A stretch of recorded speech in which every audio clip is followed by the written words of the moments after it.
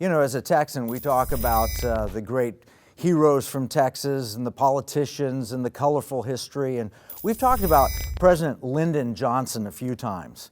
We discussed him in the episode that we did on election fraud, and he was actually the king of it. He created voters from the graveyard, and he found ballots and so forth. Very colorful man, larger than life.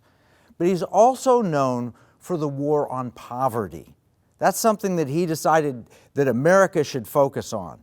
Now, there's a story that claims that the reason he did this wasn't really to solve the problem of poverty. It was more a voter harvesting technique, and he used a colorful phrase that's really not appropriate to say, we'll get this community voting for us for the next 200 years. The problem is the war on poverty is an abject failure. We've spent more than $20 trillion. Yes, the entire federal budget debt can be attributed to the so-called war on poverty since Johnson was president. There are better solutions. There are better approaches. I want you to join me in the Economic War Room, where we're going to talk to two individuals who've been on the front lines fighting for justice, fighting for communities, fighting with compassion and caring. This, my friends, Randy Skinner and Bishop Harry Jackson.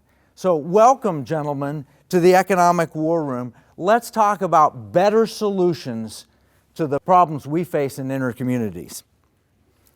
So let's start with you, Bishop Jackson.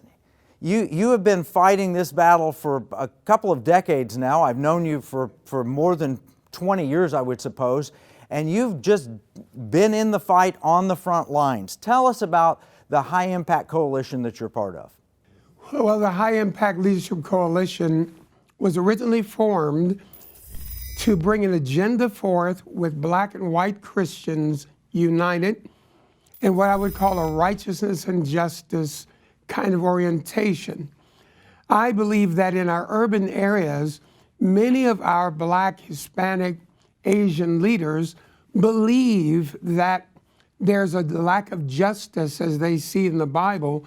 And I'm talking about biblical justice, not a politicized social justice that hasn't got its mores in the Bible or moorings, but also our white community believes in righteousness. We're pro-life, we're pro things that preserve the families. And I wanted to bring righteousness and justice together and create an agenda. So today we've got about 7,000 churches that work with us, both in the United States and abroad.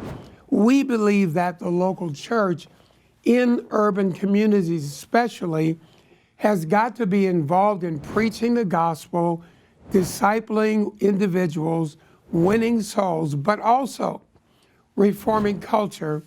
And Johnson heard us because he advocated the destruction of our families by giving more money to women who remained unmarried and had multiple children, and not reinforcing what I'm going to call biblically oriented structures like the father-led family.